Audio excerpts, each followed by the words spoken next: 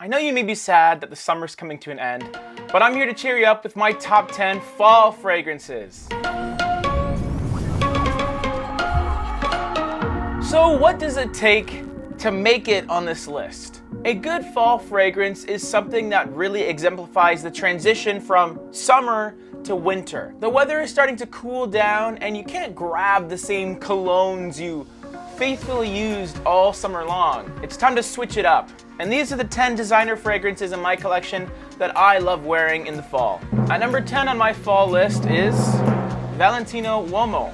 The original Valentino Uomo is loosely based off of Dior Homme because they were kind of made by the same person. Unlike Dior Homme, this one doesn't really have iris in it. It's more so about the gourmand qualities of Dior Homme. It's a chocolatey fragrance, it's nutty with hazelnut. Yeah, you get a bit of a Nutella vibe, and we all like Nutella, right? But it's not all sweet notes. There is a touch of leather in this, a little bit of woods, and a dash of coffee. So there's those bitter notes that balance the sweet notes a little bit. There's also a somewhat clean quality, especially in the first hour or so, before it gets full on sweet.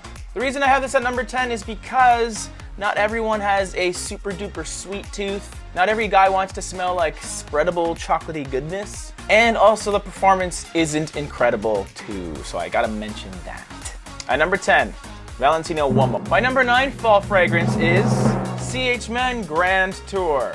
We all know and love the original CH Men. It is a sugary leather fragrance that is a bad boy fragrance, a one night stand fragrance. It got really popular because it was just a bit different than everything else out there, but it still garnered crazy compliments. In the fall time, however, you would want something with a little more performance, and that's what Grand Tour gives you. This one has added spiciness, and it really projects in the cold a lot better than the original. It's also a little more aromatic, so when the temperature drops even more, it's still gonna perform really nicely. The only reason I have this at number 9 is because A, sometimes if you smell it up close, it smells a bit weird, but B, and more importantly, is the availability. Honestly, this fragrance is very hard to get.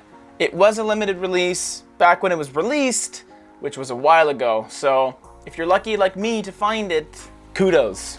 At number 9, Grand Tour. My number 8 fragrance for the fall is L'Homme Ideal by Guerlain. This is one of my only 50 milliliter designer fragrances, by the way. What I love about L'Homme Ideal is the fact that it is a gourmand, but it doesn't necessarily smell like a dessert. Although there's tonka bean in here, the main sweet note is almond. That sweet almond accord gives it an amaretto style of smell because it's also paired off with a little bit of leather and vetiver in the dry down. So the way those notes all come together, it does create a masculine sweetness. It is for the ideal man, after all. The reason this is only number 8, however, is because Guerlain thinks the ideal man is a metrosexual. This is a fragrance that is not going to be worn by a biker, an overly testosterone-infused dude. This is for a more sensitive man, someone who's very caring, perhaps a bit of a feminist. But it gets a lot of hate for no real good reason. It's definitely worth checking out if you haven't already. Number 8, L'Homme Ideal. At number 7, we have Dolce Gabbana the One, Eau de Parfum. The blend on this is really good, guys. It kind of starts with a citrus ginger freshness, but then goes right into this sweet amber tobacco cardamom dry down. Really, really sexy fragrance. The Eau de Parfum concentration is just a little bit more bitter than the original, but it's a very negligible difference, to be honest. What you do get with the Eau de Parfum is a little more performance, and I stress the word little. It's about maybe an hour more on my skin. This is going to be one of the more complimented fragrances in your collection, and the note breakdown really suits the fall well, even though you can wear this year round. The only reason it's not higher on this list is because, frankly, I am bored of it. And a lot of people are as well. Because it's so good, so many people wear it. I know you can't hate the player, hate the game, but I don't really like the player.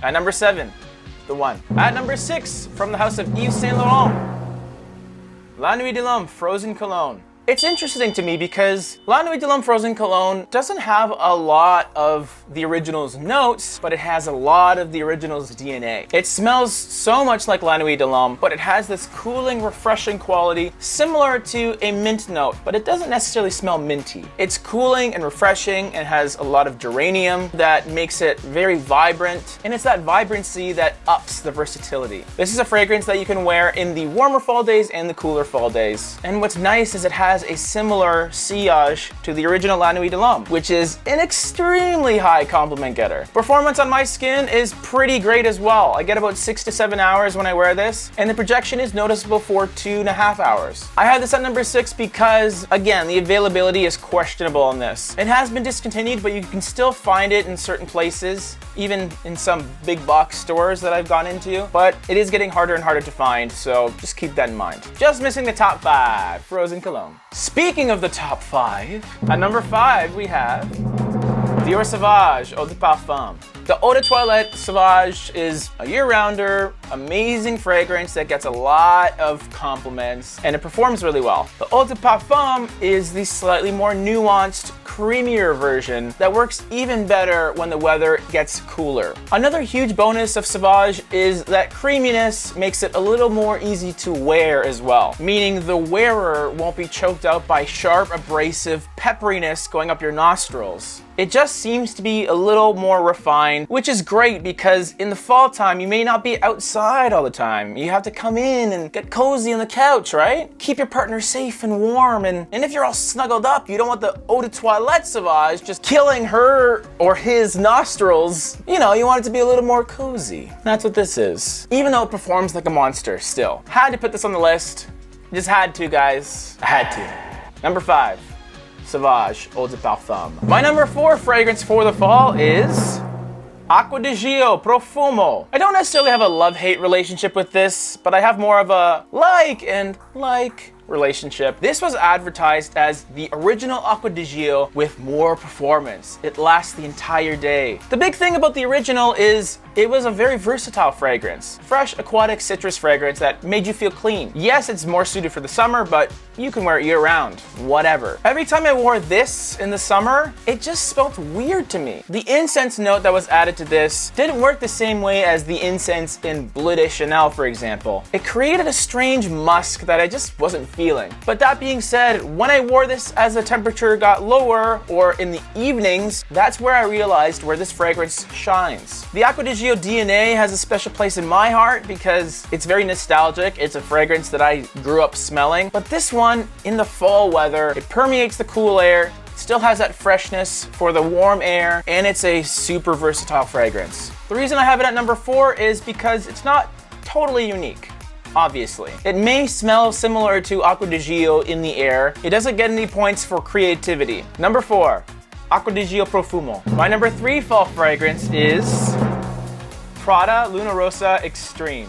This fragrance is a banger, y'all. Like, I can't tell you enough how dope this fragrance is. It's an amazing combination of clean lavender, comforting, alluring sweet tonka bean, and sexy masculine black pepper. It has everything you want in a fragrance. And even though the notes are a little bit sharper and heavier, it's versatile, especially in the fall weather. During autumn, it'll never get too hot to wear this fragrance. It just has one of the sexiest openings and the nicest dry downs I've ever smelled in designer fragrances. But the only reason it's number 3 is because it's discontinued. It's hard to get, it's hard to find, which is a tragedy, an absolute travesty, but I had to include it on this list, and I had to rank it high on this list because if you find this fragrance for a good price, just pick it up. It is a true gem. At number 3, Luna Rossa Extreme. My number 2 fall fragrance is my favorite Prada fragrance that isn't discontinued, Lum Intense. Not much needs to be said about the original Prada Lum. It's currently one of the most popular office fragrances with its clean iris quality. I definitely prefer the Intense version over that one because of the added leather note. Leather is one of my favorite notes, whether it's just fully showcased in a standalone fragrance or when it's inserted into a flanker.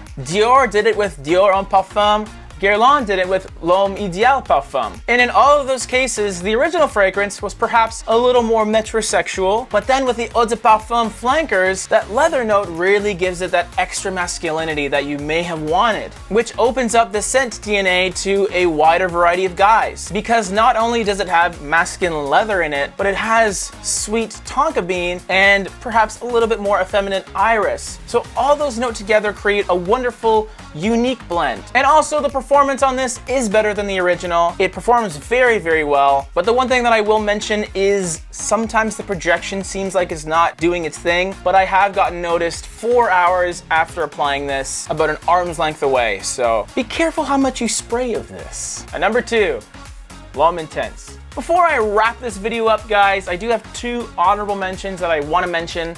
Obviously, L'Homme Ultime, amazing fragrance, but not on this list because it is a year-rounder for me and I don't designate it specifically for fall. And the other one I want to mention is Pure Havane by Mugler. Really, really solid fall fragrance, but I just never wear it because I wear Naxos over that. So that's that.